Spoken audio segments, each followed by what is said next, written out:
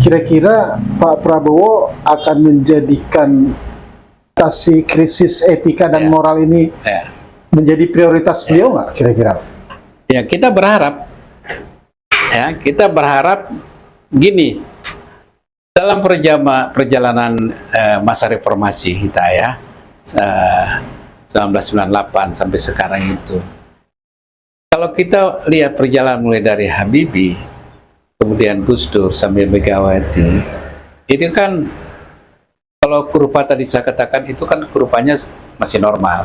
Artinya penyelenggara negara itu masih dalam rambu-rambu, masih dalam norma-norma yang regulasi. Masih banyaklah penyelenggara negara itu yang punya rasa takut. Dalam pengamatan Abang, ada problem nggak di proses pemilihan para pejabat publik ini? Nah, itulah sebetulnya problemnya itu memang tidak dihilir. Itu berjalan di hulu. Ya, di hulu itu tentu bagaimana proses rekrutmen yang dilakukan. Proses rekrutmen itu menjadi penting, ya. Nah, saya ingin menekankan di sini, ya. Selama 20 tahun ini, kalau kita lihat bagaimana Prabowo, ya. Prabowo itu kan dalam masa 20 tahun ini, kan 15 tahun kan tidak di pemerintahan. Anda menyaksikan News and Talk visibangsa.com. Didukung oleh RM Kopi Karo, produk kebanggaan Indonesia. Pemirsa, berjumpa lagi dalam bincang spesial Jurnal Politik TV. Belakangan ini ramai diperbincangkan di media publik soal pencopotan Ketua KPU yang dinilai oleh DKPP telah melakukan pelanggaran etik berat. Sebelumnya, soal pelanggaran etik berat ini juga menimpa Ketua MK, menimpa Ketua KPK. Semuanya sama, melanggar etik yang cukup berat sehingga harus dicopot. Soal etik, soal moral ini menjadi soal yang mencuat ke publik dan terutama dibutuhkan melekat pada setiap pejabat-pejabat publik. Kali ini kita akan coba menguak soal darurat moral pejabat publik di Indonesia. Kita sengaja mengundang Dr. Ghazali Husni Situmorang, pengamat kebijakan publik. Bang Ghazali, lama nggak ketemu kita. Ya, sudah lama sekali. Puasa kita ya. Iya. Bang Ghazali, ini rame nih soal moral para pejabat publik kita. Ketua MK, Ketua KPK, terakhir Ketua KPU. Ini masih menyangkut urusan etika dan moral. Komentar Bang Ghazali ini. Memang persoalan etika dan moral itu persoalan yang memang dihadapi oleh suatu bangsa, ya, terutama bangsa yang menegakkan demokrasi. Ya, bangsa yang menegakkan demokrasi sebetulnya moral dan etika itu harus di atas. Ya, kecuali negara kekuasaan, negara kerajaan atau negara otoriter. Itu tidak ada bicara soal etika dan moral. Seliberal-liberalnya Amerika tetap soal moral. Ya, walaupun di liberal kan negara demokratis, ya, menempatkan suara rakyat ya, sebagai suara yang menentu pilihan arah kebijakan negara. Nah, sebagai negara demokrasi, junjungannya itu memang adalah etika dan moral. Itulah yang menjadi landasan payung semua produk yang ada di bawahnya, termasuk produk hukum, ya, termasuk berbagai kebijakan-kebijakan publik, termasuk berbagai implementasi dan evaluasi kebijakan. Itu harus dilandaskan kepada landasan etika dan moral. Jadi kalau itu tidak menjadi isu yang sensitif, seperti persoalan etika dan moral itu urusan pribadi, maka inilah yang terjadi. Apalagi sebetulnya yang Anda katakan tadi, ketua itu adalah termasuk lembaga negara, lembaga tinggi negara, ya. KPU itu kan independen, ya. KPU itu kan dia menentukan perjalanan kepemerintahan ke depan, ya. MK juga dia independen, negarawan. Ketua KPK itu seharusnya juga negarawan. Jadi bukan hanya pejabat publik, dia di atas pejabat publik yaitu negarawan, ya. Kalau pejabat publik yang Anda kan tadi lebih dari 3 yang mengalami Banyak, ya? kasus banyak mulai di zaman SBY itu ada itu, ya, pejabat publik, mulai dari pejabat eksekutif, legislatif, ketua partai, ya, itu banyak, ya, yang pejabat publik yang mengalami proses-proses yang berkaitan dengan moral hazard, abuse Di of pusat power, maupun di daerah, ya, Pak?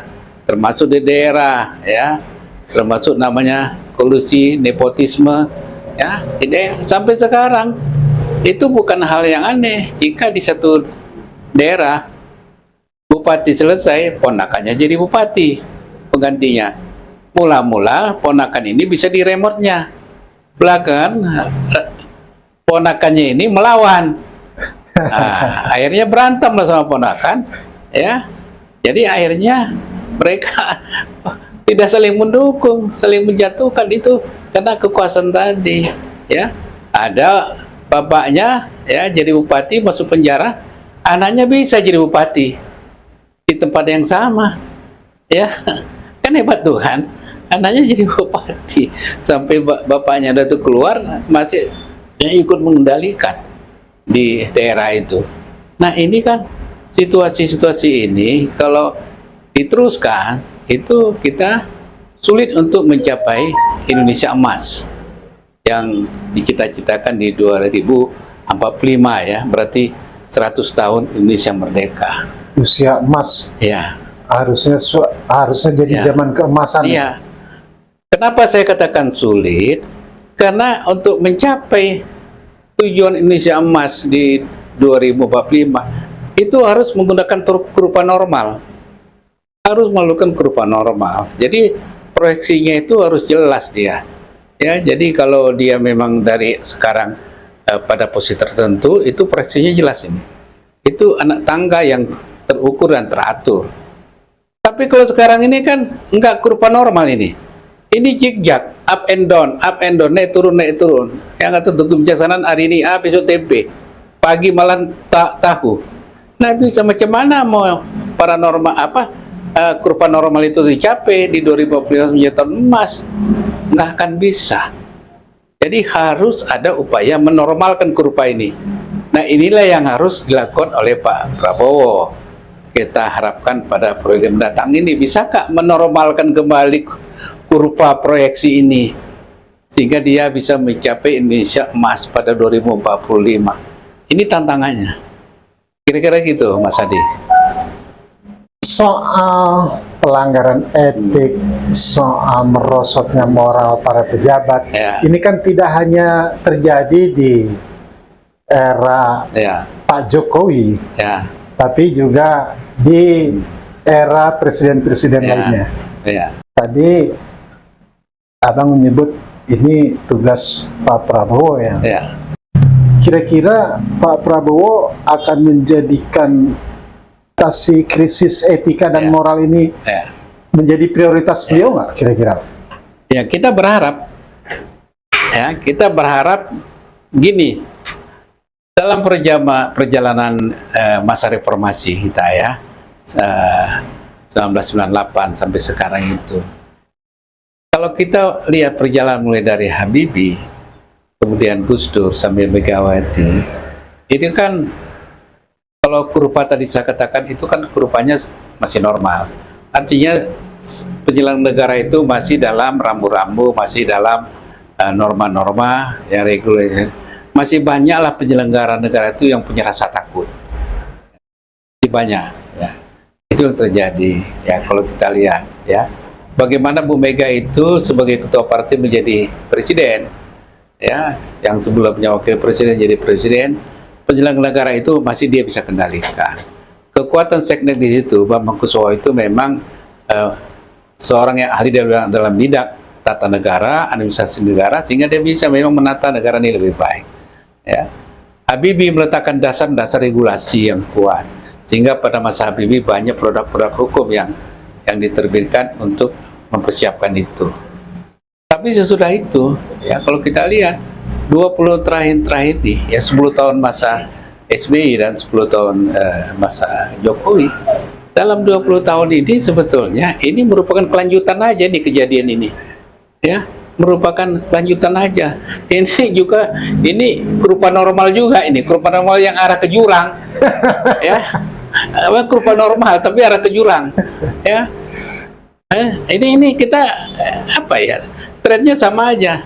Kejadian-kejadian yang sekarang ini sebetulnya ada juga terjadi kejadian-kejadian di masa Pak SBY, bukan tidak banyak juga menteri yang kena, ya banyak juga ketua partai yang juga terkena persoalan korupsi, banyak juga itu anggota DPR itu sama. Ya, masa dalam pengamatan Abang, ada problem nggak di proses pemilihan para pejabat publik ini? Nah, itulah sebetulnya problemnya itu memang tidak di hilir, itu persoalan di hulu. Ya di hulu itu tentu bagaimana proses rekrutmen yang dilakukan. Proses rekrutmen itu menjadi penting, ya. Nah, saya ingin menekankan di sini, ya. Selama 20 tahun ini, kalau kita lihat bagaimana Prabowo, ya. Prabowo itu kan dalam masa 20 tahun ini, kan 15 tahun kan tidak di pemerintahan. Kan 15 tahun tidak pemerintahan. Masih SBY 10 tahun tidak. 5 tahun pertama Jokowi tidak. Ya, baru tahun kedua. 15 tahun outsider. Ya, outsider. Rekrutmen itu kan SOP-nya yang memang sebetulnya tidak dibuat dengan sebaik-baiknya. Kalaupun ada SOP-nya, sistemnya berjalan, tapi dalam implementasinya banyak yang melakukan intervensi. Misalnya pola rekrutmen dengan pola sistem panel, ya. Ya, untuk seleksi untuk penyelenggara negara itu kan ada yang dengan perintah undang-undang itu harus dengan tim seleksi, ya, tim panel seleksi, sehingga dia menjadi kesannya independen. Nah, oke. Tim panel seleksi ini biasanya berbagai unsur, ada unsur pemerintah, tokoh, ahli, masyarakat, ya.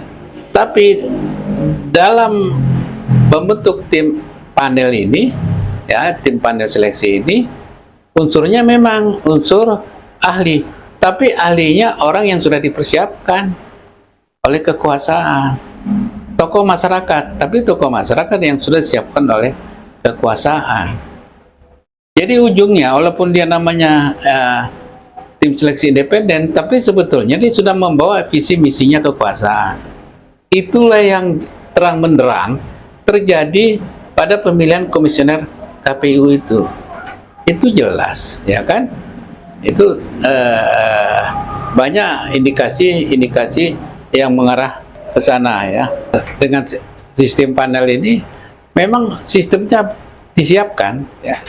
Tapi kan pada penunjukan orang yang mewakili ini semua sudah orang-orang yang sudah dipersiapkan.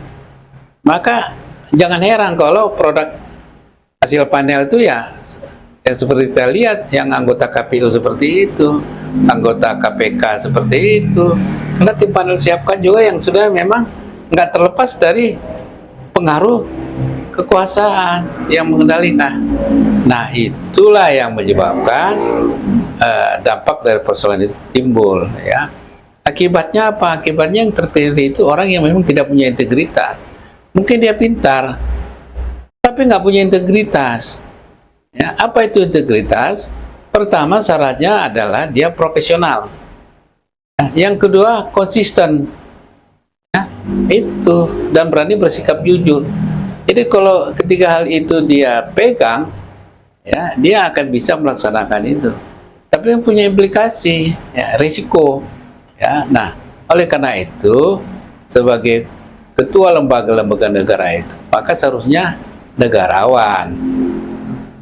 Orang yang sudah selesai dengan diri dia, orang sudah selesai dengan persoalan-persoalan moral, orang yang sudah selesai dengan persoalan-persoalan etika, sudah teruji dalam perjalanan hidupnya, etikanya, moralitas dia, itu sudah teruji, track recordnya itu terlihat. Nah, kalau itu yang memimpin negeri ini, ya mengendalikan negeri ini, lembaga tinggi negara ini, maka produknya pasti bagus, ya. Kalau dari sistem, apa koreksi Abang? Ya, Apa yang harus dikoreksi dari sistem? yang kita koreksi dari sistem ini adalah bagaimana sistem itu dihasilkan, ya, tanpa suatu proses yang wajar. Itu saja, ya. Memang ada unsur yang mengerjakannya. Ya, ada DPR, ada pemerintah merumuskan kesepakatan bersama tentang suatu regulasi sistem sebagai suatu sistem. Benar. Tapi isi sistem itu ya sudah tidak sesuai dengan kepentingan masyarakat. Itu menjadi persoalan. Padahal dalam teori ilmu kebijakan publik itu yang dinamakan kebijakan publik, implementasi kebijakan publik itu harus diawali dengan suatu perencanaan yang melibatkan partisipasi masyarakat.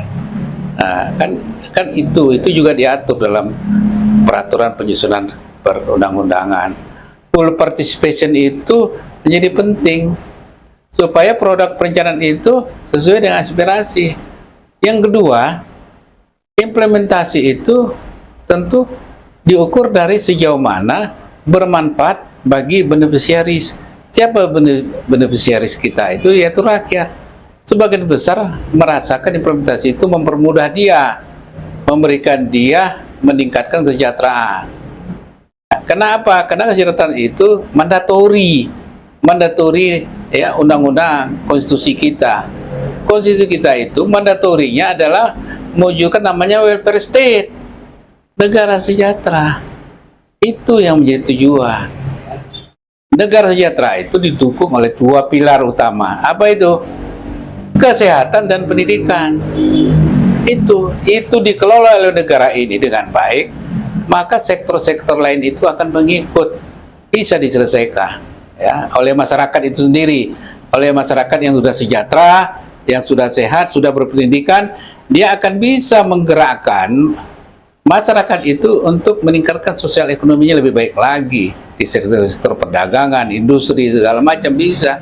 Kalau dia punya modal pendidikan, kesejahteraannya sudah diberikan. Kesejahteraan apa? Dia diberi modal yang cukup. Dia punya rumah yang memang sudah terjamin. Ya, dia sudah bisa juga mendapatkan akses pekerjaan yang mudah. Nah, itu ya, akan berjalan. Sistem ekonomi itu akan berjalan. Ya, pengusaha-pengusaha itu yang dia sudah mampu mengelola, biarkan aja dia mengelola di tengah merasa berinteraksi. Jangan pemerintah ikut pula main berdagang, maka itu istilahnya itu jangan sempat negara ini berbisnis dengan rakyatnya. Itu yang dihindari. 3 pilar ini bukan bisnis. Kesejahteraan, kesehatan, pendidikan bukan bisnis. Jadi kalau kesehatan dijadikan suatu ajang bisnis, itulah yang menyebabkan kondisi kesehatan semakin buruk.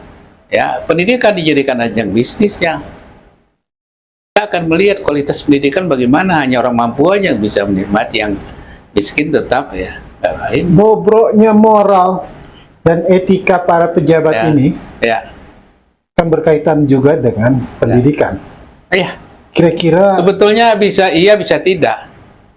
Ya, bisa iya, bisa tidak berkaitan dengan pendidikan itu, karena memang dalam pendidikan itu nilai moral itu dibangun, ya. Tapi tidak ada jaminan pendidikan tinggi punya moralitas yang tinggi. Ya, karena terkadang banyak pengaruh yang lain juga, pengaruh lingkungan, nilai-nilai dalam keluarga, nilai-nilai keagamaan yang dia anut. Banyak variabel, ya. Pendidikan itu juga adalah suatu variabel yang men-trigger itu semua.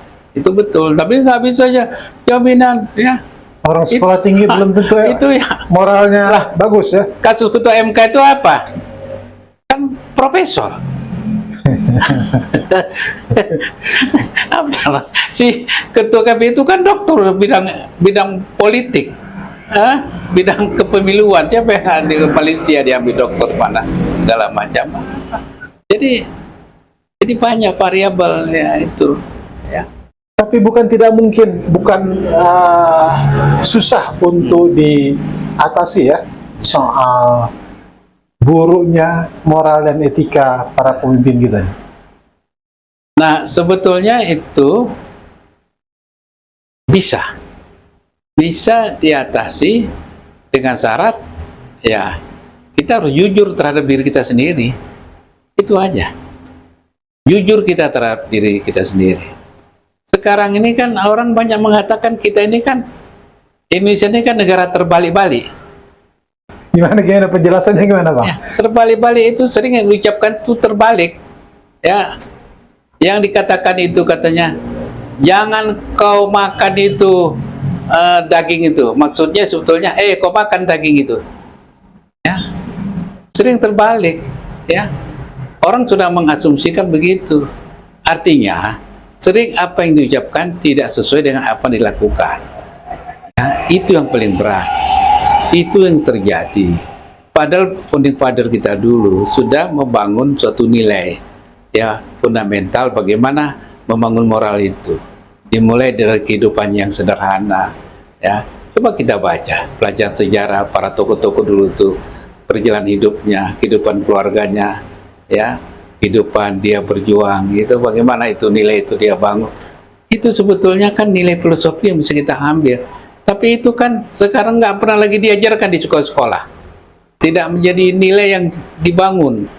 Ya, kurasa masih apalah ya. Paling TNI aja yang masih menempatkan Jenderal Sudirman itu sebagai orang yang jadi panutan.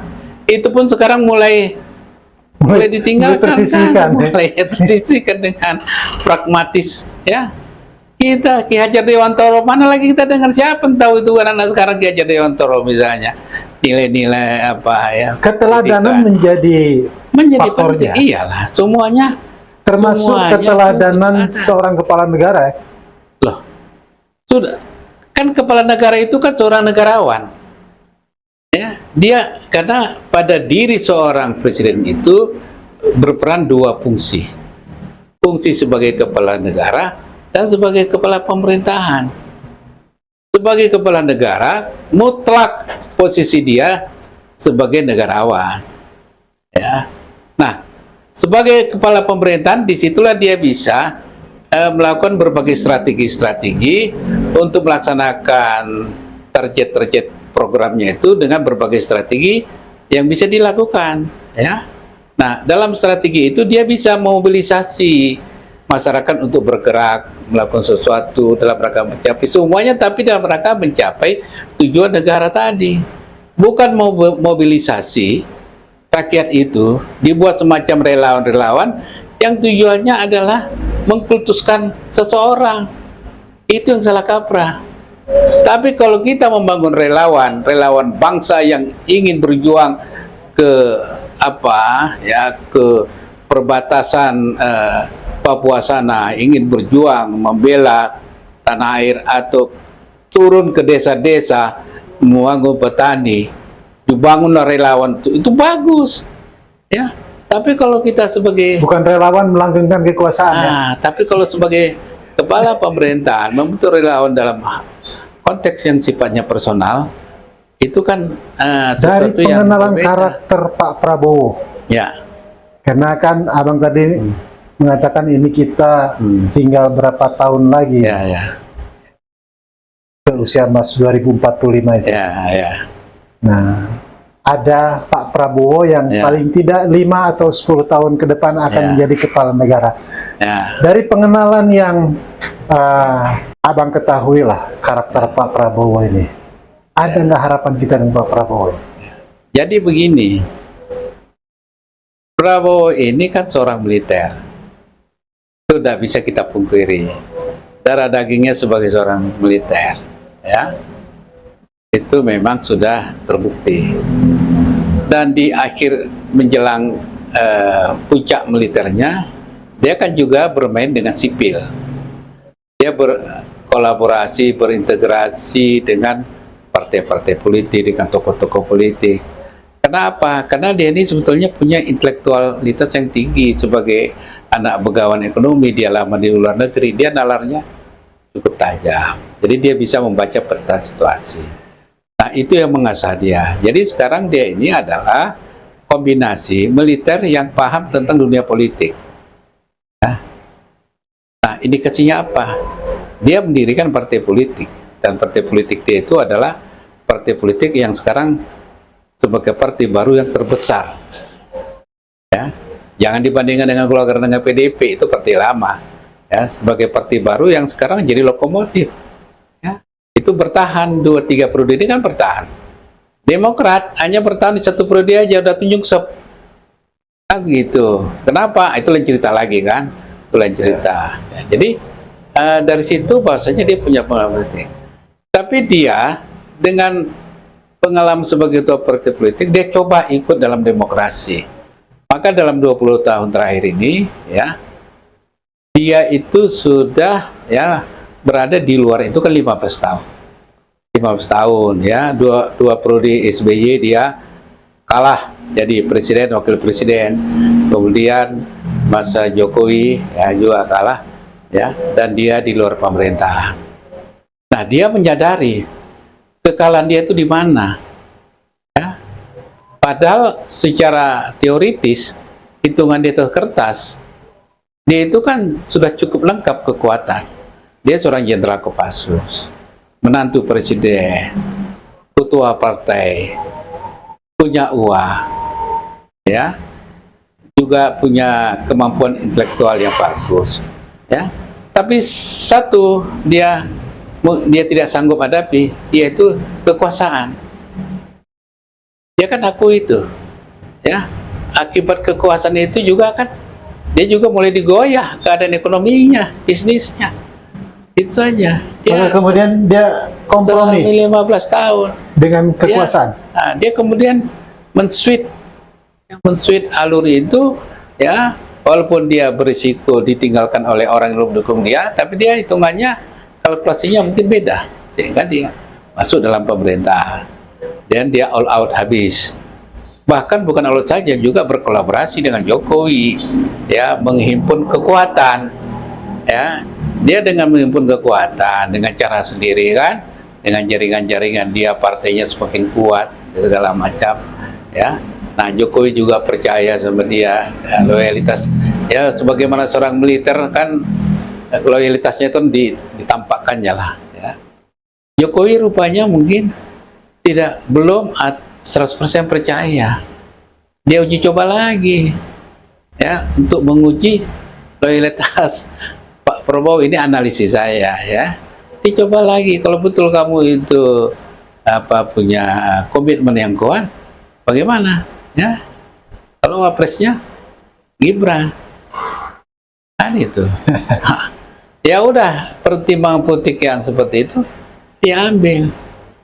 Kalau feeling saya, sebetulnya dia itu, kalau ditanya hati kecil dia sebetulnya tidak happy, ya kan? Tidak happy, ya. Tapi untuk strategi meraih kekuasaan, strategi, dan karena itu berkaitan dengan kekuasaan, kalau dia tidak lakukan, dia juga akan berhadapan dengan kekuasaan. Dia lakukan. Tapi apakah nanti 4 bulan ke depan sesudah dia resmi memegang tampuk kekuasaan, apakah dia seperti sekarang? Ini masih pertanyaan besar, question mark, yang menarik kita diskusikan. Ya, tapi probability-nya bisa kita lihat. Ya, probability-nya bisa kita lihat dengan berbagai gejala-gejala kita dengar di permukaan tentang IKN, tentang segala macam isu, tentang susunan kabinet. Itu kan makin mengkristal nih. Nanti mulai Agustus, ya, September makin nampak nih kristalisasi polarisasi.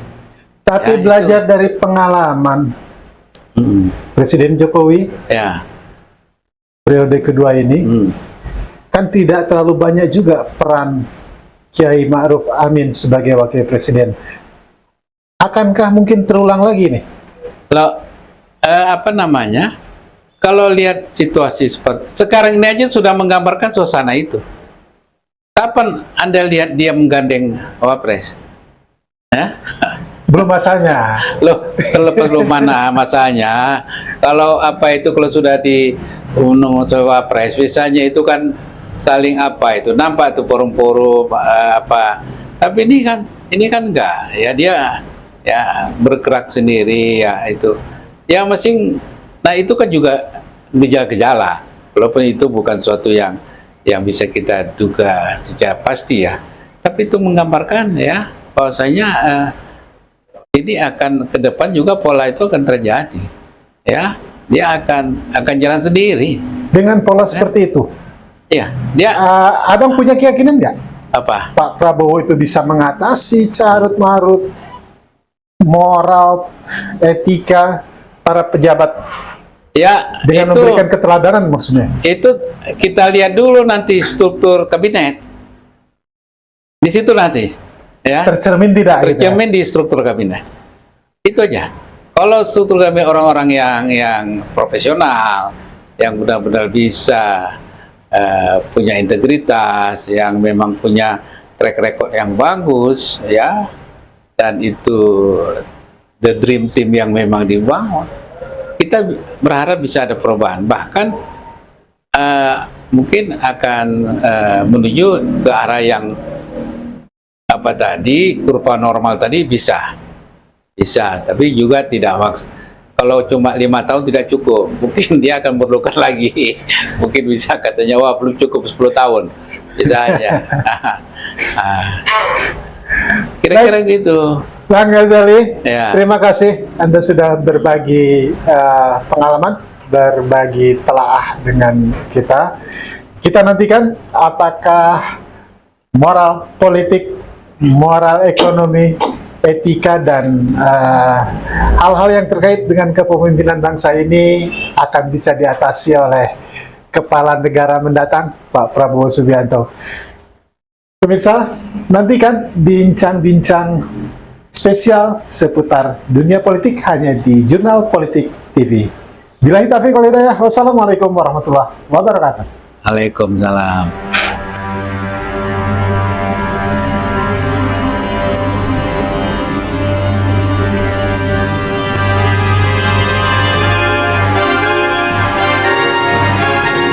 Anda menyaksikan News and Talk visibangsa.com. Didukung oleh RM Kopi Karo. Produk kebanggaan Indonesia.